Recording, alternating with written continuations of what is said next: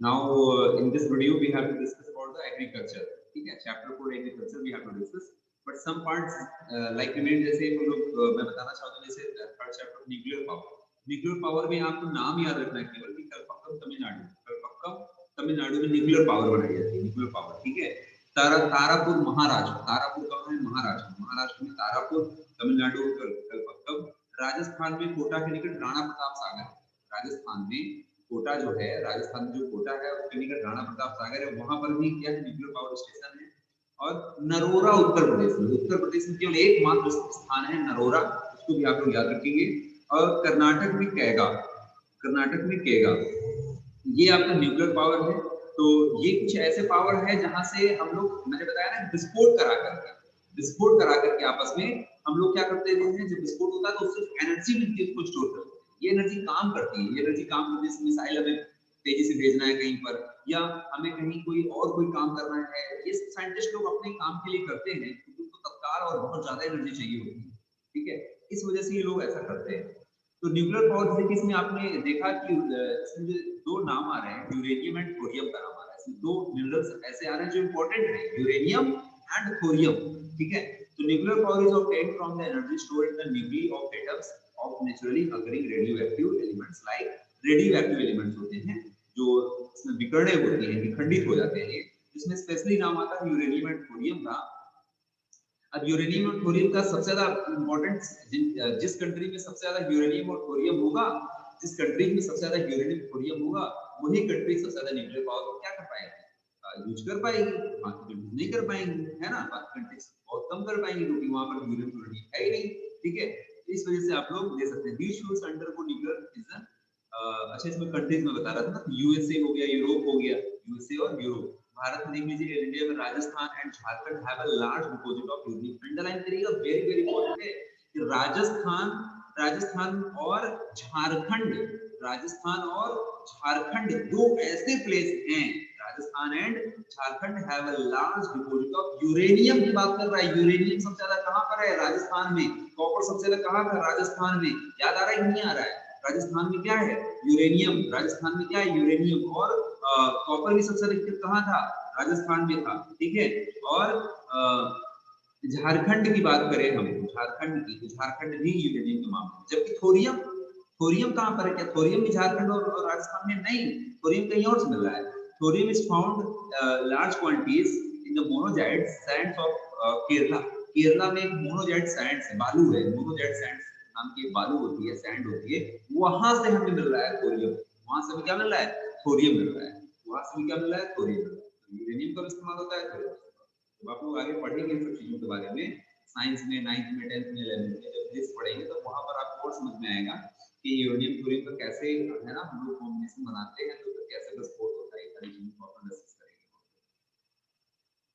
तो मैंने इसमें आपको कुछ, हाँ, मैंने आपको लास्ट में हाइडल पावर को पढ़ा रहा था. हाइडल पावर में बहुत सारे इसमें जो नाम थे लास्ट में, वो आपको याद कर लेने हैं. जैसे मैंने सब important hydel power station India क्या बताया तुमने? भाखड़ा नागर. तो भाखड़ा नागर मैंने आपको क्या बताया था? कहां पर है भाखड़ा नागर? आपका सतलज रिवर पर है ना, बताया था. सतलज रिवर पर है. सतलज रिवर पर हिमाचल प्रदेश में स्टेट कौन सा लग रहा है? हिमाचल प्रदेश लग रहा है. ये कुछ चीजें इंपॉर्टेंट है. ये डैम किस नदी पर बना है, डैम, और कहां पर बना है, ये इंपॉर्टेंट है. किस नदी पर बना है और कहां पर बना है. ठीक है. इस तरह जैसे मैं आपको एक चीज बहुत इंपॉर्टेंट और इंटरेस्टिंग चीज बता दूं जो आपको हमेशा याद रहेगी. देखिए, मध्य प्रदेश से राजस्थान होते हुए, राजस्थान की बाउंड्री से बिल्कुल आप कह सकते हैं होते हुए, उत्तर प्रदेश में एक नदी आके मिल जाती है. वो कौन सी रिवर है? कि मध्य प्रदेश से निकलती है. और राजस्थान में 3 डैम बनाती है और एक एक डैम मध्य प्रदेश में बनाती है. एक डैम मध्य प्रदेश में बन जाता है उसी नदी पर, और उसी नदी को आगे जब वो नदी आगे जब बढ़ती है तो राजस्थान में 3 डैम बनते हैं, 3 डैम. और इसके बाद फिर उत्तर प्रदेश में जाके मिल जाती है. वो कौन सी रिवर है? कोई बताएगा मुझे? बताइए, कोई बताएगा? कशिश, श्रेया, कुछ, शुभम, नाम याद आ रहा है? आरव, प्रशांत,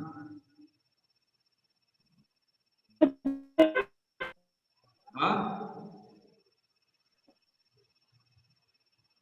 नहीं याद आ रहा है तो बताएं फिर. बताएं, हम ही बताएं फिर? बोलिए भाई, आप लोग बोल नहीं रहे हैं कुछ।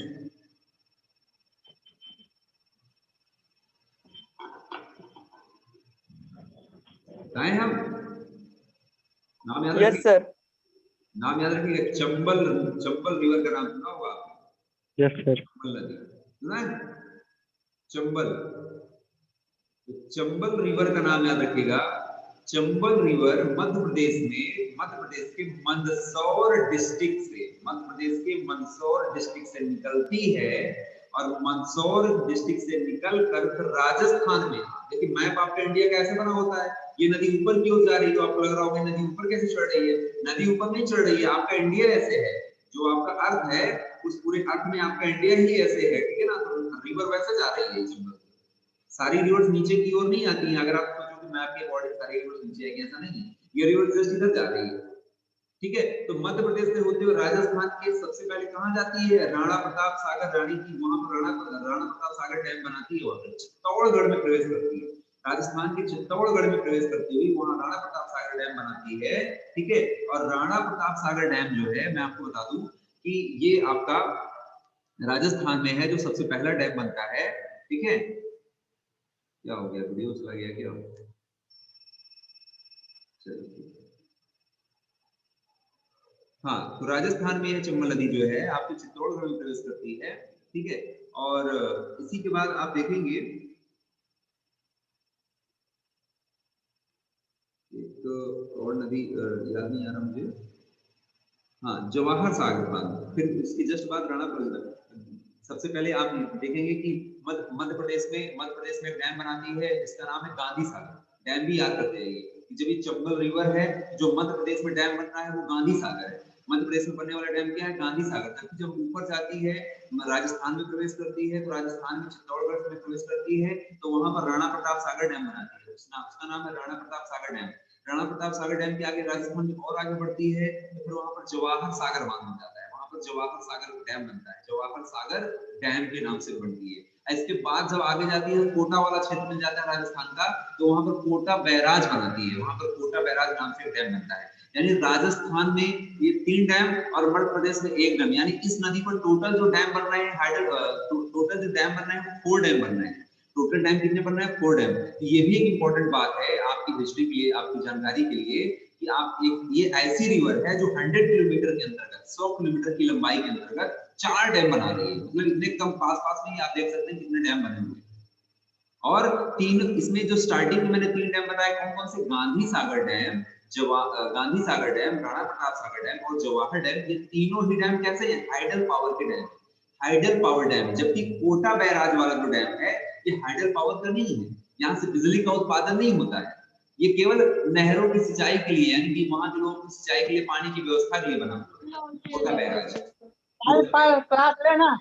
तो कोटा बैराज बना हुआ है, ये कोटा बैराज केवल आपका हाइडल पावर का इस्तेमाल नहीं। तो क्वेश्चन यही से बनता है क्या, इनमें से निम्नलिखित में से कौन सा जो डैम है वो बिजली हाइडल पावर में यूज नहीं होता है, तो कोटा बैराज यूज नहीं होता। जबकि स्टार्टिंग के गांधी सागर जो मध्य प्रदेश में है, इसके बाद राणा प्रताप सागर राजस्थान में, उसके बाद आगे जवाहर सागर, और फिर आपका कोटा बैराज, ठीक है। ये 4 डैम है। अच्छा, यही चंबल रिवर फिर आपको जाकर कहां मिलती है, उत्तर प्रदेश में, उत्तर प्रदेश के इटावा वाले प्लेस में, उत्तर प्रदेश के इटावा वाली जगह में ये जाके यमुना नदी से मिल जाती है, यमुना रिवर से मिल जाती है। तो क्वेश्चन बनता है कि यमुना रिवर की सबसे बड़ी ट्रिब्यूटरी कौन सी है, यमुना रिवर की सबसे बड़ी ट्रिब्यूटरी रिवर कौन सी, तो यही रिवर है, चंबल रिवर, ठीक है। यमुना नदी की, यमुना रिवर की सबसे बड़ी ट्रिब्यूटरी कौन सी है, तो चंबल रिवर, याद रख लीजिए। साथ ही साथ यमुना जो है, जो यमुना, ये किसकी सबसे बड़ी ट्रिब्यूटरी है, गंगा रिवर की ट्रिब्यूटरी है। गंगा रिवर की, गंगा नदी की सबसे बड़ी ट्रिब्यूटरी कौन सी है, यमुना रिवर है। और यमुना की सबसे बड़ी ट्रिब्यूटरी कौन सी है, चंबल रिवर। चंबल पर कितने डैम बताए मैंने, 4 डैम बताए। पहला डैम आपका एमपी में, बाकी तीनों राजस्थान में बन रहे हैं। उसमें भी जो स्टार्टिंग के 3 डैम हैं, यहाँ पर हाइडल पावर प्लस आपका आपका इरिगेशन का काम भी होता है, बिजली उत्पादन भी होता है साथ ही साथ। लेकिन जो कोटा बैराज वाला डैम है, यहाँ से हाइडल पावर यानी बिजली का उत्पादन नहीं होता है। बहुत सारी चीजें आपको यहाँ से क्लियर हो गई है। इस तरह से पढ़ाई किया करिए, जिससे थोड़ा सा काफी चीजें कॉन्सेप्ट क्लियर है कि कौन सी रिवर कहाँ पर जाती है, और डैम हमारा किस नदी पर बना हुआ है और कहाँ।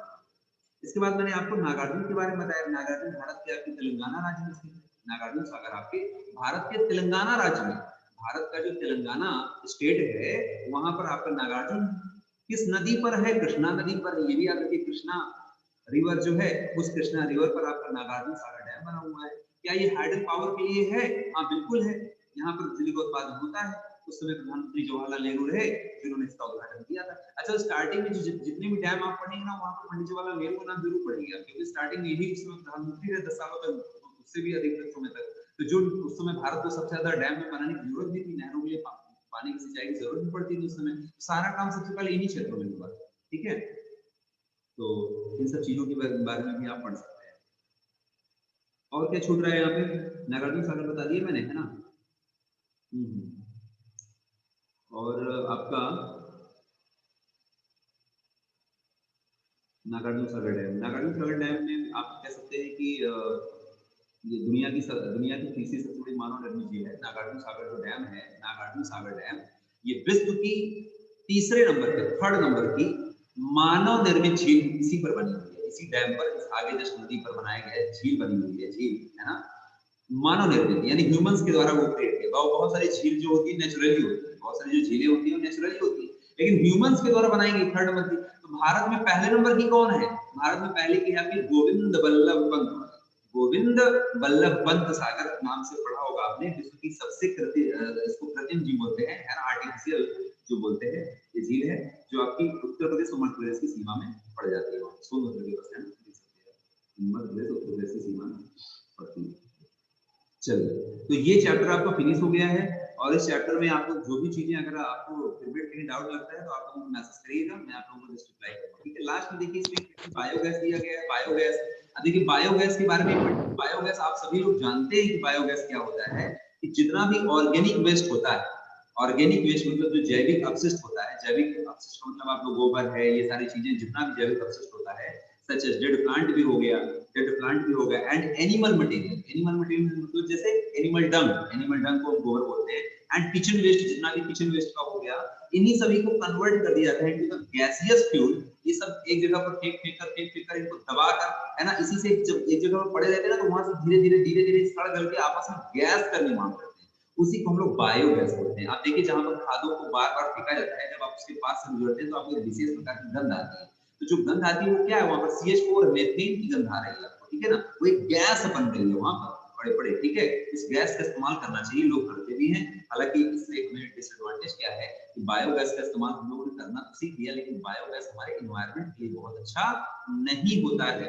ये हमारे एनवायरनमेंट के लिए नुकसानदायक, खासकर ओजोन के लिए, ओजोन O3, है ना, उसके लिए ये हमारे लिए क्या है, नुकसानदायक होता है। तो organic waste is decomposed by the bacteria and the biogas, bacteria जो भी होती है ना, सड़ा गला के इनको सब बना देते हैं। लेकिन आप सीधे सीधे समझ लीजिए कि बायोगैस एक्सीलेंट फ्यूल तो होता है कुकिंग और लाइटिंग के लिए produce huge amount of each year, but इससे हमें नुकसान क्या क्या होता है हम ये समझ सकते हैं कि इसमें नुकसान दिया ही नहीं शायद मुझे लग रहा है, लेकिन आप लोग समझ लीजिए। हाँ, इसमें देख लीजिए दिया है ना, इसमें the organic waste decomposed by the bacteria, है ना, biogas emit which is essentially the mixture of methane and carbon dioxide। इसमें मीथेन और कार्बन डाइऑक्साइड का मिक्सचर होता है। अब सोचिए कि मीथेन और कार्बन डाइऑक्साइड आपके जो O3 ओजोन गैस है ना ऊपर, उसके लिए कितनी हानिकारक गैस होती है। ठीक है, तो इसका डिसएडवांटेज हो गया। एडवांटेज ये है कि हमें कुछ फायदा भी हो रहा है, लाइट भी मिल रही है, इससे कुकिंग में इस्तेमाल कर रहे हैं हम लोग, एनर्जी मिल रही है। ठीक है, और इस चैप्टर से रिलेटेड तो कोई आपकी क्वेरी तो नहीं है? इसके बाद में चैप्टर 4 स्टार्ट करूं। चैप्टर 4 तो कुछ थोड़ा सा ही है, कुछ बताना है उसमें, एग्रीकल्चर है, 3 वाला थोड़ा सा इंपॉर्टेंट मुझे लग रहा था, इस वजह से मैंने इसको बताने के लिए इतना टाइम। किसी कोई क्वेश्चन पूछना हो तो पूछ लीजिए, अदरवाइज फिर स्टार्ट करते हैं नेक्स्ट चैप्टर।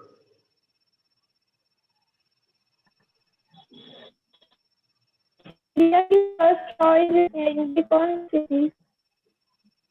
क्या बेटा, आवाज नहीं आ रही आपकी, क्या पूछ रहे सर, हैं? इंडिया की first oil refinery.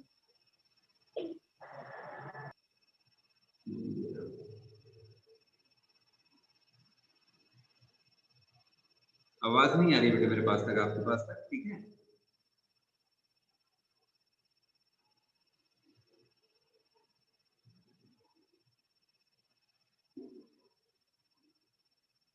First oil refinery,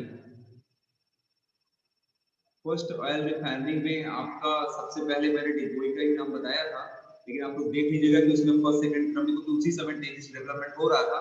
तो बॉम्बे हाई भी था उसी समय, है ना, और बॉम्बे हाई के अलावा फिर असम का डिगबोई भी है, और असम में जो डिगबोई है बॉम्बे हाई है, इधर कृष्णा गोदावरी डेल्टा भी है। तो यहाँ से हम सारी चीजें पाई जाती हैं। ऑयल रिफाइनरी का मतलब ये है कि तेल का शुद्धिकरण, जैसे आपका अगर उत्तर प्रदेश में पूछा जाए तो यूपी में आपका मथुरा है जहाँ पर ऑयल रिफाइनरी का काम होता है। फिर फैक्ट्रियों का बनने का काम ही तो शुरू हो गया होगा, फैक्ट्रियों को बनने का काम बाद में सबसे पहले प्रोडक्शन कहाँ से हो रहा है, प्रोडक्शन इंपॉर्टेंट था। तो प्रोडक्शन सबसे ज्यादा निकाला कहाँ से जा रहा है मटेरियल, वो हमारे लिए ज्यादा इंपॉर्टेंट होता है, बजाय इसके कि ऑयल रिफाइनरी के। ऑयल रिफाइनरी के इसको आप लोग देख लीजिएगा क्या दिया गया है ऑयल रिफाइनरी में। और कोई चीज यहाँ से रिलेटेड?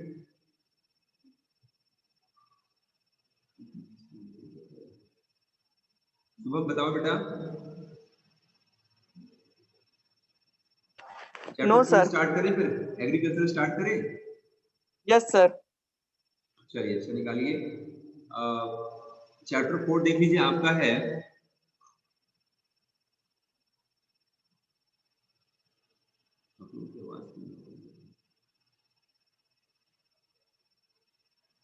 आप लोगों को मेरी आवाज आ रही है?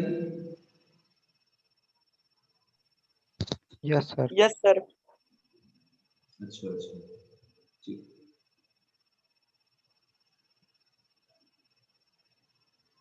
ठीक। श्रेया आवाज आ रही है मेरे पास? मेरी आवाज आ रही है श्रेया आपके पास तक?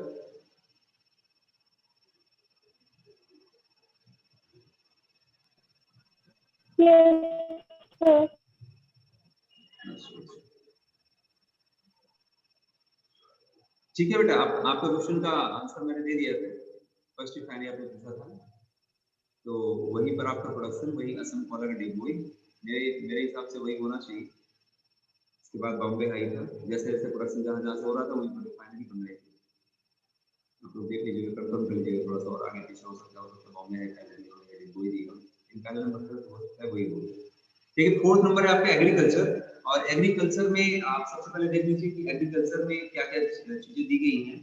एग्रीकल्चर है क्या, कृषि क्या है? सीधा सीधा है, सिंपल सा है, सब चीजें आप लोग कृषि जानते हैं, एग्रीकल्चर जानते हैं, जब आप पढ़ेंगे केवल बुक पढ़ना है। अब जो पढ़ेगा नहीं उसको समझ में नहीं आएगा, you have to read only. अगर आप पढ़ेंगे नहीं, एग्रीकल्चर पढ़ेंगे नहीं, तो फिर आपको समझ में आएगा। ठीक है, तो जितना ज्यादा आप रिवीजन करेंगे उतना ज्यादा चीजें समझ में आएंगी आपको। ठीक है,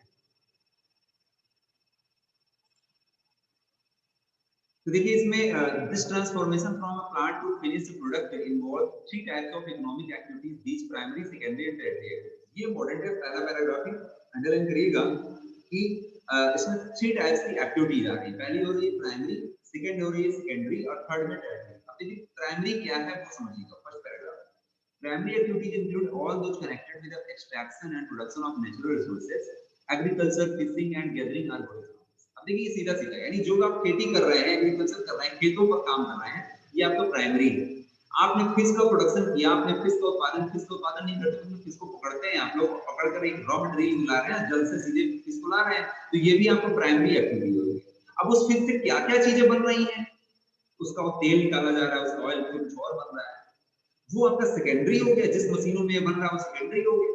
और फिर सेकेंडरी के बाद फिर उसका इस्तेमाल कहीं एक प्लेस से दूसरे प्लेस तक ले जाया जा रहा है, ट्रांसपोर्ट का इस्तेमाल कर रहे हैं, that is a third. Third कह दें या वही आपकी प्राइमरी होगी, यानी ट्रांसपोर्ट की आप सहायता दे रहे हैं। तो एग्रीकल्चर का मतलब, एग्रीकल्चर से जैसे आप खेतों में काम कर रहे हैं, अनाज उत्पादन कर रहे हैं, आप जो भी प्रोडक्शन कर रहे हैं, वो आपका प्राइमरी एक्टिविटी होगी।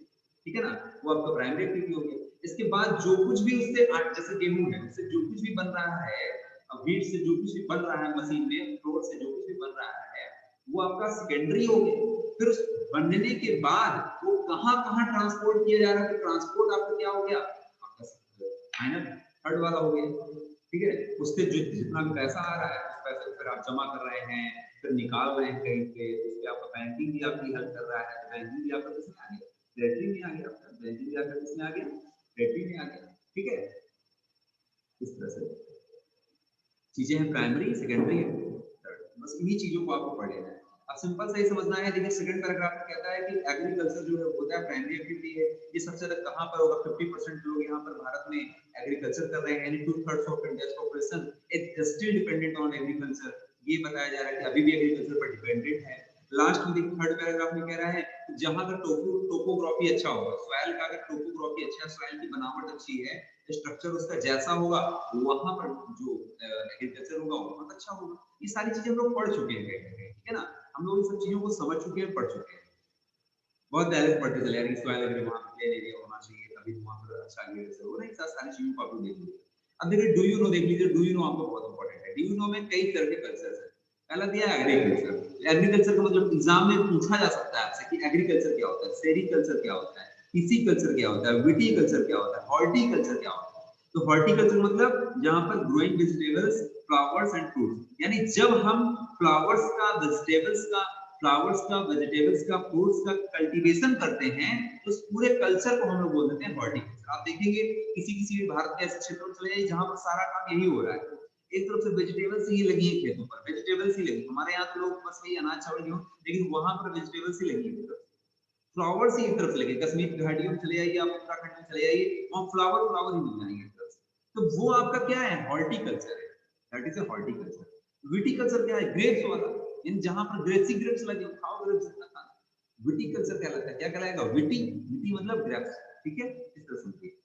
पिस्टिकल्चर क्या है, पिस्टिकल्चर का मतलब वही जो मैंने आपको ब्रीडिंग ऑफ फिश बताया, breeding of fish in specific structure में टैंक और पॉन्ड, यानी बहुत से लोग शौकीन होते हैं फिश के, तो बहुत बड़े बड़े पॉन्ड्स बनवा देते हैं, तालाब बनवा देते हैं, वहां पर मछलियों को पालते हैं, मछलियों को उत्पादन करते हैं।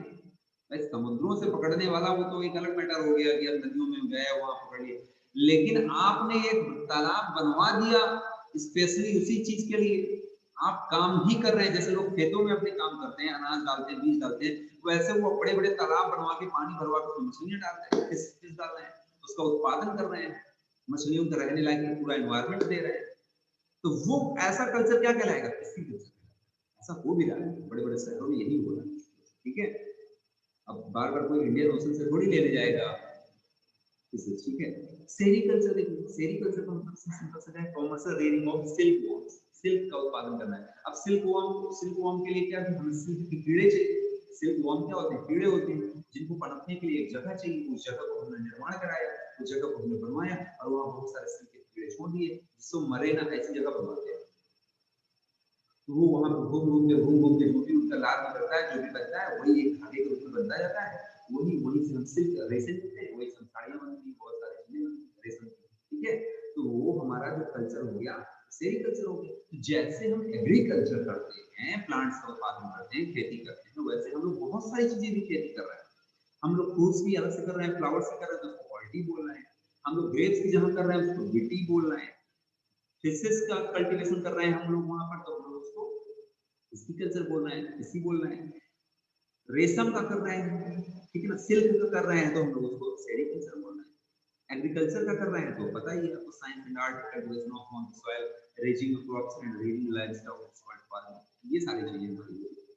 अब नेक्स्ट देखिए आपका देखिए टाइप्स ऑफ फार्मिंग क्या है, टाइप्स ऑफ फार्मिंग को पढ़िए कि टाइप्स ऑफ फार्मिंग क्या होती है। अब टाइप्स ऑफ फार्मिंग में देख लीजिए क्या दिया है, टाइप्स ऑफ फार्मिंग दो तरह की चीजें दिया गया है, substance farming and commercial farming. मैं आपको केवल ओवरव्यू दूंगा, ठीक है, पढ़ना आपको है। सब्सटेंस फार्मिंग का मतलब क्या होता है, जीवन निर्वाह करने वाली, यानी ऐसे देखो फार्मिंग के दो तरीके होते हैं। कुछ लोग तो फार्मिंग अपने केवल पालन पोषण के लिए करते हैं, कि पेट पूजा के लिए करते हैं, कि बस हम लोग साथ में हमारा जीवन कट जाए, फिर अगले साल खेती करेंगे। तो ऐसी जो फार्मिंग होती है वो सब्सटेंस फार्मिंग होती है। लेकिन कुछ लोग ऐसा नहीं करते, कुछ लोग उसी को उत्पादन समझ लेते हैं, यही तो हमारा व्यवसाय है, बिजनेस है, तो हम लोग इतना अच्छा प्रोडक्शन करेंगे, हम तो खाएंगे, दूसरों को भी खिलाएंगे, बेचेंगे भी और मजे से काम करेंगे। तो ऐसा जो फार्मिंग है वो कॉमर्शियल फार्मिंग, ठीक है ना, ऐसी फार्मिंग जिसको हम लोग कॉमर्स से जोड़े, व्यापार से जोड़े, हमें व्यापार करने, जैसे अमेरिका में चले आइए, ब्रिटेन में चले आइए, वहाँ की जो फार्मिंग होती है ना, वहाँ इंसान ऐसे नहीं कह रहे चलो भगवान भरोसे पर बैठे रहते हैं, ऐसे नहीं बैठे, वो कॉमर्शियल फार्मिंग करते हैं। जो भी उत्पादन करेंगे ना वो एक बहुत ही स्टैंडर्ड तरीके से मॉडर्न मशीनों का इस्तेमाल करते हुए, पानी की सिंचाई की अलग मशीनें है ना, उनके अलग तरीके से सारा काम है और फटाफट सारा काम होता है। हमारे यहाँ खेत खड़े रहते हैं, उनको काटने के लिए हम लोग मजदूरों को ढूंढते रहते हैं, वहां पर एक मशीन गई, वही पूरे खेतों को काटती है, वहीं पर खेतों को काटती जाती है, साथ में अनाज भी सेपरेट करती जाती है, एक साथ में एक काम, बड़े पूरे खेत में एक मशीन को घुमा दिया, वो पूरा काटना बराबर कर दिया, दोबारा कोई मशीन आई पूरे खेत को फिर से उखाड़ के चली गई, काम खत्म, दोबारा बंद हो गई। इतना समय नहीं है उनके पास और सिस्टम से काम करते हैं। वहां के जो किसान होते हैं बेटा, वो बेचारे नहीं होते हैं, वो बहुत संपन्न होते हैं, अच्छे किसान, बड़े बड़े पैसे होते हैं। लेकिन अमेरिका जैसे देशों में किसान होना, फार्मर होना बहुत बड़ी बात है, फार्मिंग करना बहुत बड़ी बात है। वहाँ के फार्मर एक एज ए बिजनेसमैन की तरह होते हैं, एक बड़े बड़े बिजनेसमैन को टक्कर देते हैं, बिजनेसमैन उनके सामने कुछ नहीं, ऐसे फार्मिंग करते हैं वहाँ के, ठीक है, धीरे धीरे बड़े हो जाते हैं, ठीक है, बड़े बड़े फॉर्म बना लेते हैं, उनके अंडर में हजारों लोग काम करते हैं, फिर उनके अंडर में वो कई लोगों को काम दे देते हैं। इस तरह से एक सिस्टम बना हुआ है। इंडिया में थोड़ा बुरी है उसकी, इंडिया में बहुत से लोग आज भी भगवान के भरोसे है ना, भगवान को खोजते हैं जब पानी नहीं बरसता है। अरे तू पहले से सोचे ही क्यों कि भगवान के बारे में पानी बरसेगा? जब खेती करने जा रहे हो तो कुछ व्यवस्था करनी करो, अपने लिए जुगाड़ करके पहले से व्यवस्था करनी करो, ठीक है। तो सब्सटेंस फार्मिंग, कमर्शियल फार्मिंग आपको अच्छी समझ में आई होगी। अब सब्सटेंस फार्मिंग भी कई पार्ट में बटी होती है। सब्सटेंस फार्मिंग जो मैंने बताया काम चलाओ वाली, जीवन निर्वाह वाली, ये भी कई टाइप्स में बटी होती है, जिसमें हेडिंग बाय हेडिंग में बात कर ले रहा हूँ। पहले दिया इसमें intensive substance agriculture, intensive substance agriculture, और इसके बाद फिर आप इसमें देख लीजिए primitive substance agriculture, primitive substance agriculture, तो दो पार्ट में बटी हुई है। तो आप लोग एक चार्ट में बनाएंगे, सबसे पहले type of farming, type of farming में आप लिखेंगे पहले फार्मिंग, फिर कमर्शियल फार्मिंग, उसमें पहले लिखेंगे सब्सटेंस फार्मिंग, कमर्शियल फार्मिंग। फिर सब्सटेंस फार्मिंग को तो दो पार्ट में बांटिएगा, ठीक है ना, इंटेंसिव है ना, intensive substance agriculture and primitive substance agriculture. अब इंटेंसिव को पढ़ लीजिए, हो सकता है आप देखिए आगे प्रिमिटिव के भी दो पार्ट दिए गए हैं, प्रिमिटिव को भी दो पार्ट में बांट लीजिएगा, सेप्टिंग में और नोमैडिक में। इस तरह से आपको पढ़ाई करना है। अब देखिए इंटेंसिव सब्सटेंस एग्रीकल्चर का मतलब इसका सीधा सीधा मतलब ये कि जब कोई फार्मर किसी विशेष प्लेस पर मेहनत करता है, एक ही जगह पर लगा हुआ है, मेहनत करता जा रहा है, डूबता जा रहा है, ठीक है ना।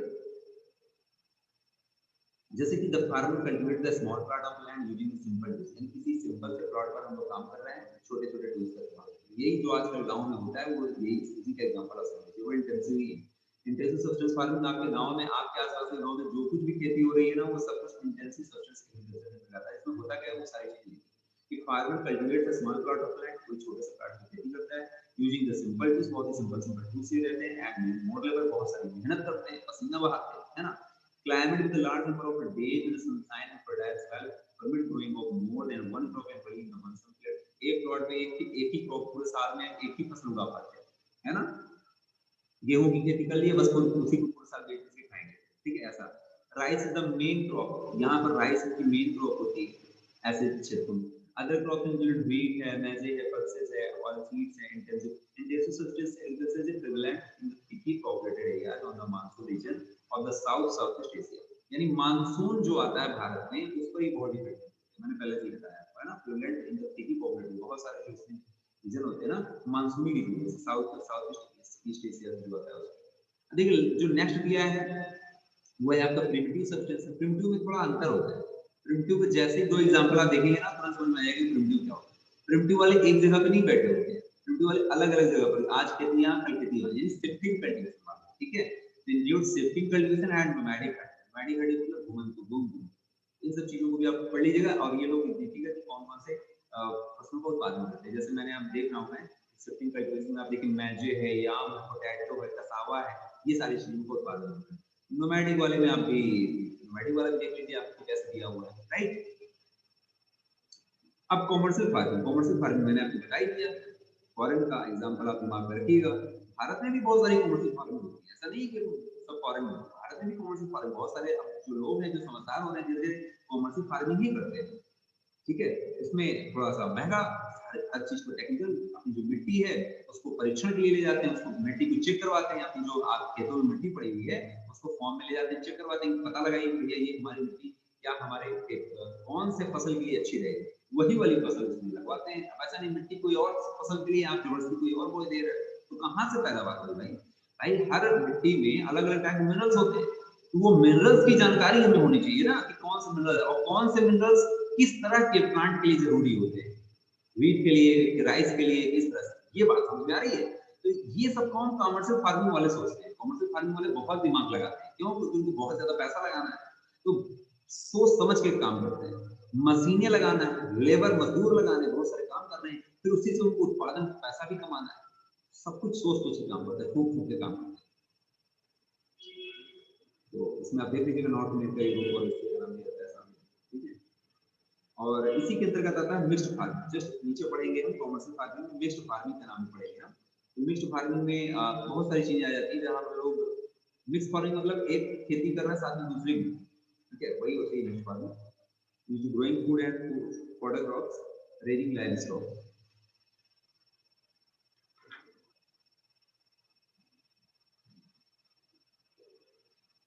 नेक्स्ट प्लांटेशन देख लीजिए, प्लांटेशन भी आपको प्लांटेशन पता ही है, प्लांटेशन जैसे आपका प्लांटेशन कहाँ होता है, असम में प्लांटेशन का काम होता है, जैसे जो चाय के बागान है उनका प्लांटेशन होता है, उनके बागान लगाए जाते हैं, तो उनकी खेती नहीं की जाती जैसे जैसे हमारे यहाँ व्हीट की और राइस की ऐसा। तो प्लांटेशन देख लीजिए, प्लांटेशन में टाइप ऑफ कमर्शियल फार्मिंग की, कमर्शियल फार्मिंग का टाइप होता है, मिक्स्ड फार्मिंग कमर्शियल टाइप का फॉर्म होता है, बनाना है, कॉटन है, रबड़ है, शुगर केन है, कॉफी है, ये सारी चीजें प्लांटेशन में है।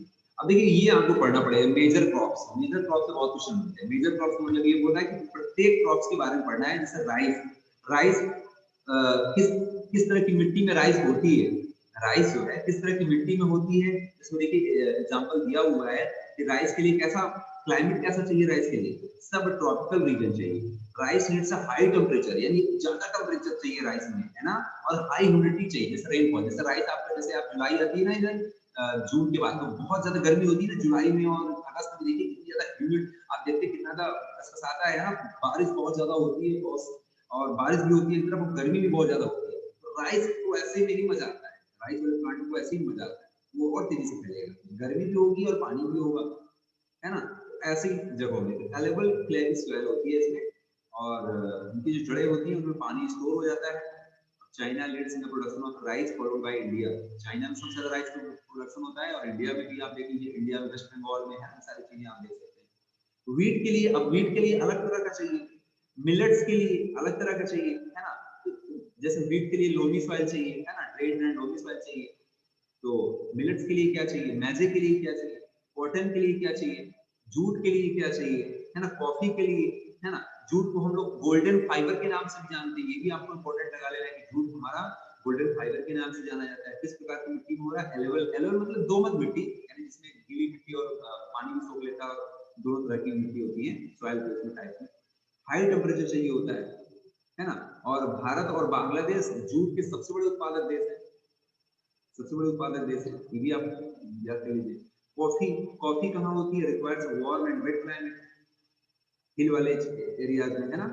Brazil is the leading producer of the followed by Colombia and India, Bharat में सबसे ज्यादा कॉफी होती है, साथ ही साथ लेकिन सबसे ज्यादा अगर पूछिए तो ब्राजील में होती है, वर्ल्ड लेवल पे ब्राजील में। टी, टी में आपके भारत का भी नाम है सबसे आगे, ठीक है, केन्या, इंडिया, ये सब चीजें आप टी को देख सकते हैं। अब देखिए एग्रीकल्चर डेवलपमेंट भी आप पढ़ेंगे, आपकी एग्रीकल्चर में किस तरह से हम लोग डेवलपमेंट कर लिए, किस तरह से धीरे धीरे हम उस क्षेत्र में आगे बढ़ रहे हैं, और फिर एक डिफरेंस पढ़ रहे हैं, जो लास्ट में आपका डिफरेंस दिया गया, farm in India and farm in the USA, इसको जरूर पढ़िए, farm in India and farm in the USA, क्योंकि यहाँ से एग्जाम में लास्ट ईयर पूछा गया था पेपर में, मुझे अभी भी याद आ गया, पेपर में एग्जाम में पूछा गया था form in India and form in the USA, इसमें बताया गया था कि भारत में किस तरह की फार्मिंग होती है, आप कोई भी एग्जांपल एक बता सकते हैं, और यूएसए में किस तरह की फार्मिंग होती है, वहां पर किस तरह से लोग खेती करते हैं। आप लोग अपनी बुक में इसको कम से कम दिन भर में 2-3 बार पढ़ लेंगे तो आपके दिमाग में आ जाएगा, दोनों में डिफरेंस फाइंड करिएगा आप लोग कि दोनों में क्या डिफरेंस है, ये मैं आपके ऊपर छोड़ रहा हूँ, ठीक है। तो form in India and form in USA में आप पहले पहले जो चीजें मैं बता चुका ना, लगभग वही सब डिफरेंस है, और कुछ नया नहीं है, बस थोड़ा थोड़ा आप लोगों को अपने अकॉर्डिंग पढ़ लें। आपको देखना है कि किस तरह की सीड ये लोग इस्तेमाल करते हैं, सीड को यूज करने से पहले क्या क्या सीड के साथ करते हैं, जो खेत की मिट्टी होती है उसके साथ में क्या करते हैं, मशीनों का इस्तेमाल किस तरह से करते हैं, और एक साल में कितने बार ये लोग खेती कर लेते हैं, भारत में लोग एक ही 2 बार कर, जबकि 2-2-3 बार रेडी रहते हैं करने के लिए। तो आखिर ऐसी क्या चीजें हैं ये इन लोगों को हम लोगों से सेपरेट बनाना है, ठीक है। तो ये चैप्टर देखिए बहुत छोटा सा ही था, कंप्लीट हो गया, बहुत कुछ चीजें इसमें ऐसी है जो आप लोगों को डेली देखते हैं, सुनते हैं और समझते हैं उस चीज को, ठीक है। तो वीडियो एंड होने वाला है 1 मिनट के अंदर, थोड़ी देर में एंड हो जाएगा, तो आप लोग चैप्टर 3 और चैप्टर 4 की विधिवत तैयारी करिएगा, और आज से आपका एसएसटी का जो कोर्स होता है वो पूरी तरह से कंप्लीट होता है मेरे साइड से, और फिर भी अगर आपको कोई भी डाउट है, कोई भी कंफ्यूजन है, तो आप लोग मुझसे बिल्कुल बेहिचक बात कर सकते हैं एग्जाम के पहले तक, एग्जाम के दौरान बात नहीं करेंगे, ठीक है। एग्जाम के दौरान मुझे भी बस कुछ बताना नहीं है, बात करना है, एग्जाम के पहले तक जो कुछ भी आपसे रिलेटेड कुछ पूछना है तो मुझसे आप 2 से 3 दिनों के अंदर पूछिए, उसके बाद फिर आप मुझे कांटेक्ट ना करिएगा, क्योंकि उस समय फिर आपका एग्जाम शुरू हो जाएगा, फिर आप पूछिए सर ये क्या हो गया, तो सब चीजें हम लोग नहीं बताएंगे, ठीक है, क्योंकि आपको पता भी हो गया कि एग्जाम का जो मोड है वो किस तरह से एग्जाम होने वाला है ना। पता हो गया ना सभी को? बताएं मुझे।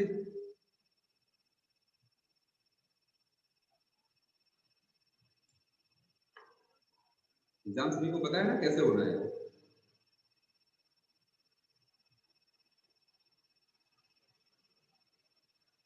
हाँ, तो और काफी लोग खुश भी हो गए होंगे इसमें, लेकिन खुश होने वाली इतनी थी नहीं, लेकिन ये गवर्नमेंट की तरफ से जैसा आदेश दिया गया है ना, हम लोग को परमिशन नहीं मिली स्कूल को, और जिस वजह से ये फाइनल डिसीजन लिया गया कि आप लोग तो समय से सब लोग आ जाइएगा टाइम पर, पेपर अपना जो भी डेट दी गई है उसमें आप लोग पेपर अपना ले जाइएगा, पेपर जो भी पेपर कॉपी उसको एग्जैक्ट सही तरीके से जैसे आप लोग यहाँ एग्जाम में कॉपी भरते करते हैं वैसे ही करना है।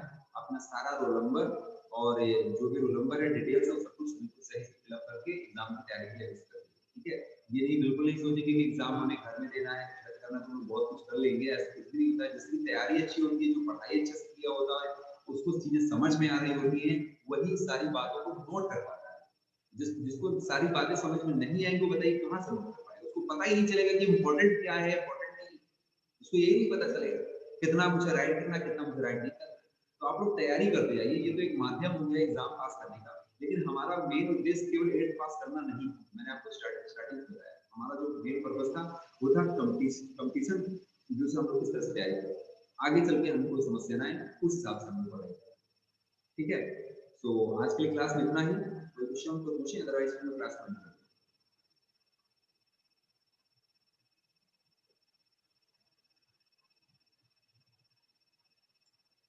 एंड किया जाए। बताइए प्रोसेस।